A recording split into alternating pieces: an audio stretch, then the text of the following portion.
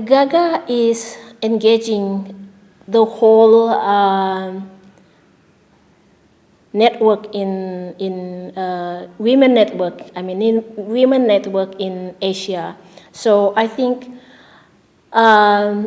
it is very important for GAGGA to sometimes gathering the partners in Asia to discuss on the issue facing by the women in Asia, which is we have similar issues in climate change and gender, connected to the partners in the local communities and local organizations.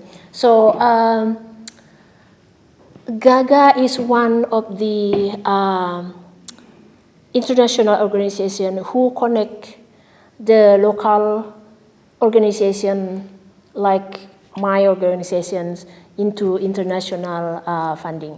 COP29 should listen to the voice of the women from the grassroots, and they have also to listen to the documents and the research result and also the report from the grassroots level about especially for the climate change issue.